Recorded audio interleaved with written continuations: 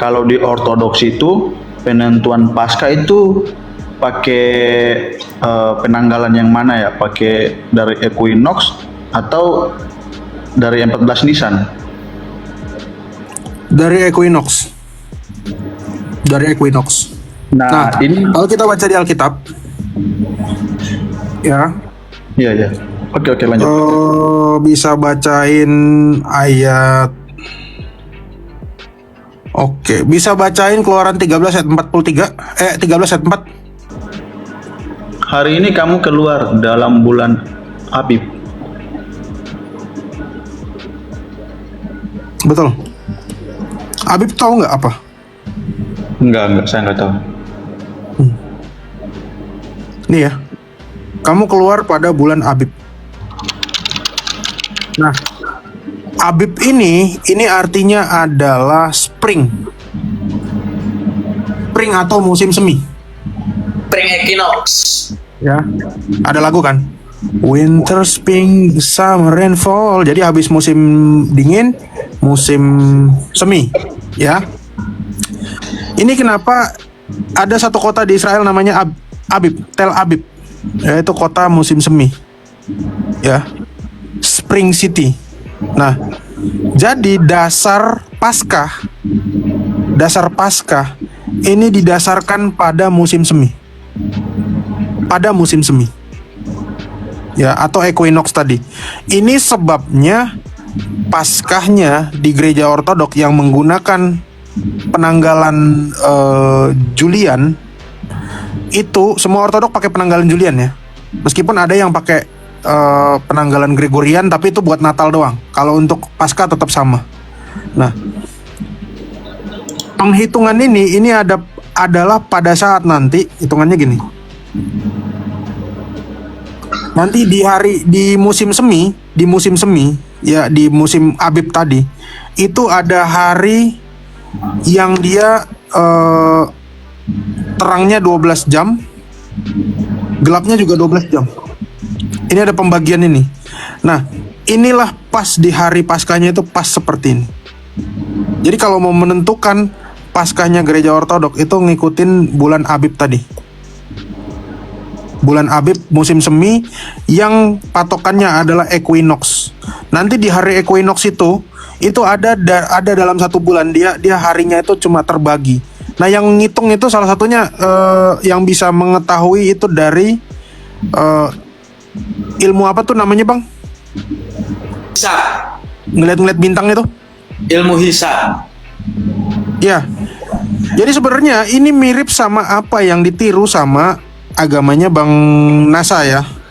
Ya, namanya isbat dan apa itu, mengelihat bulan hilal ya. Nah, ini Paskah itu ya waktu ini. Inilah penentuan hari Paskah. Nah, tapi kalau dari gereja Katolik itu ngitungnya dari tanggal 14 atau 15 Nisan gitu. Ya. Jadi kalau ngitung tanggal ini, ngikutin tanggal ini, maka Paskahnya ya, ini nggak selalu jatuh di hari Jumat. Ini bisa berubah-ubah hari di sini. Izin bang, maaf ya. Kayaknya Katolik sama deh. Mereka pakai equinox juga. Yang beda pakai 14 Nisan itu Santo Polikarpus dari Smyrna kalau nggak salah. Saya baca di buku Eusebiusnya itu, Eusebius ke Roma itu buat berdiskusi masalah Paskah ini. Polikarpus berdiskusi ke Roma untuk masalah Paskah ini. Mereka masih mempertahankan pakai 14 Nisan, sedangkan Roma itu sudah harus menyuruh pakai sistem penanggalan dari equinox. Ini maaf ya, sebenarnya saya baca dari bukunya Eusebius. Ya, penanggalan Paskah kita berbeda faktornya itu. Ya, tadi kalau kami patokannya equinox ini, tapi saya kurang bisa menjelaskan juga tentang penanggalan dari teman-teman gereja barat. Kenapa Paskah kita tuh beda tanggalnya. Ya, beda kalau misalnya kayak tanggal 25 Desember ya. 25 Desembernya teman-teman dari Katolik itu kan penanggalannya Gregorian. Nah, kalau kami 25 Desember juga Natalnya, tapi penanggalannya Julian. Nah, kalau dikonversi karena kita pemerintah pakai Gregorian, maka akan muncul selisih 13 hari antara tanggal 25-nya Gereja Katolik sama Ortodok. Ya, jadi kalau di kami karena ada selisih 13 hari, maka jatuhnya itu 6 Januari Maghrib. Jadi kami tetap menanggalnya 25 Desember juga, hanya pakai kalender zaman abad 1. Nah, kalau ini kan dirubah di tengah jalan ya, tahun 1582. Gitu. Jadi kenapa selisih? Kenapa kami Natalnya 6 Januari Gregorian? Karena kami menggunakan kalender 25 Desember Julian. Gitu. Nah, kalau untuk Paskah ini beda, tapi sepengetahuan saya, karena memang Gereja Roma itu mengukur penanggalan Paskahnya ini bukan kepada equinox-nya, tapi lebih kepada penanggalan. Tapi aku lupa menjelaskannya bagaimana. Jadi ada selisih. Selisihnya mungkin bisa sampai lebih dari, selisihnya hampir sebulan kalau nggak salah deh. Ya, antara Gereja Katolik sama Gereja Ortodok itu selisihnya hampir sebulan, seingat saya. Itu ya, mungkin ada yang lebih paham gitu teman-teman. Berarti equinox itu berdasarkan dari itu ya, Keluaran 13 ayat 4 itu ya berarti ya? Betul, Abib itu semi.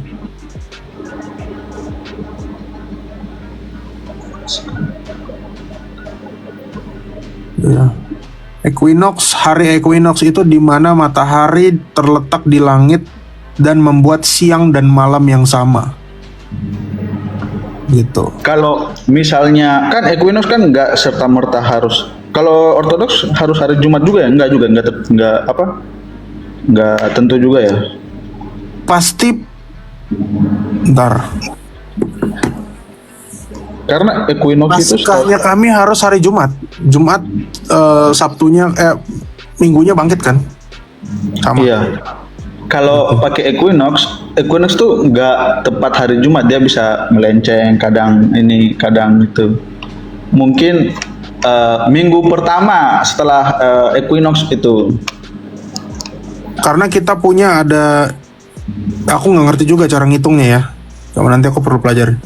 Karena kalau kita lihat Paskahnya orang Yahudi itu memang nggak selalu hari Jumat jatuhnya. Nah, kalau yang di Ortodok itu pasti selalu dipasin Jumat, ya, di equinox itu ya. Nah, tapi kalau kita lihat Paskahnya orang Yahudi ini nggak selalu hari Jumat. Bisa hari Senin, bisa hari Selasa, bisa hari Rabu, bisa Kamis gitu kan. Beda-beda. Nah, ini salah satu keunikan juga. Salah satu keunikan di zaman Yesus, karena pada saat itu 15 Nisannya itu bertepatan jatuh hari Jumat. Ya. Bertepatan jatuhnya hari Jumat.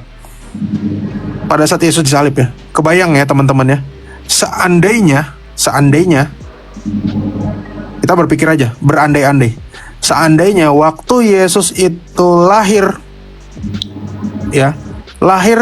selisih aja gitu hari atau tanggalnya ya. Tiba-tiba dia disalib usia 33 tahun. Pas 33 tahun, ternyata penyalibannya bukan hari Jumat, teman-teman. Ternyata penyalibannya hari Selasa. Ya. Berarti dia bangkit hari ketiga. Selasa, Rabu, Kamis. Ya enggak? Salah dikit aja kacau. Berarti kita ibadah itu hari Kamis terus nanti. Nah, ini maknanya apa? Sementara kalau di Jumat kita punya makna, ya. Pertama, manusia diciptakan pada hari ke-6, hari Jumat. Oke. Yesus masuk ke dunia orang mati antara hari Jumat dan hari ke-7, hari Sabat kan? Iya. Nah, hari Sabat ini adalah hari perhentian atau peristirahatan. Ya kan? Atau peristirahatan kan? Jadi pas Yesus masuk ke dunia orang mati dan dia tetap taat dalam sabatnya. Dan hari ke-8 ini adalah kebangkitan Kristus. Di mana hari ini juga di dalam kitab Imamat ini adalah hari perayaan buah sulung. Betul nggak? Karena dikatakan hari perayaan buah sulung itu adalah hari sesudah Sabat. Makanya Yesus disebut sebagai yang sulung.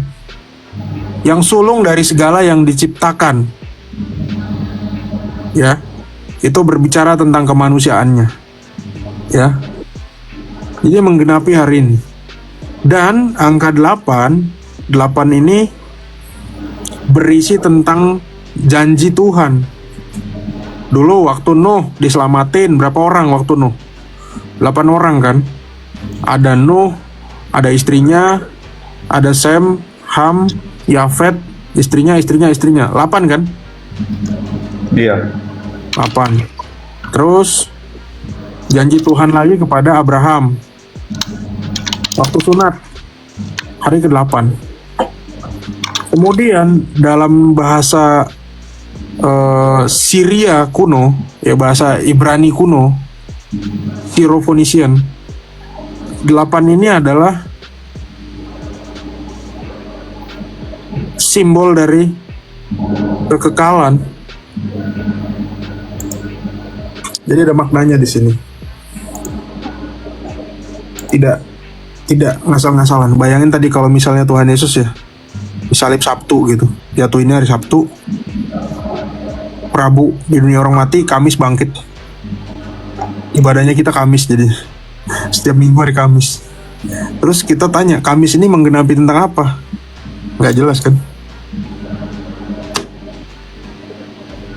Gitu bang. Ya nanti untuk yang tanggal-tanggal itu menarik ya, kita bahas juga tuh. Itu ada yang jago-jago juga sih, kayak Bang Mayones, Soalnya itu Bang Berry. saya baca kan, nah Polikarpus kok rayanya beda sama Katolik Roma. Lalu kan Polikarpus kan dibawa langsung pengajaran Rasul Yohanes ya. Sampai disinggung bintang-bintang yang jatuh di Smyrna sama Polikarpus pakai gaya bahasa apa gitu kan. Jadi saya tuh kayak pikir, wah berarti dari zaman dulu itu ada perbedaan sendiri dari para rasul mengenai penentuan hari Paskah. Yang saya pikirnya begitu ya. Ya. Memang kalau dikatakan Paskahnya sama Yahudi kita beda bang. Kita ditanya Paskah sama Yahudi sekarang beda. Dan Paskah kita acuan dari Equinox tuh selalu pas Jumat Minggu itu aku juga kurang paham itu ngejelasinnya. Gitu.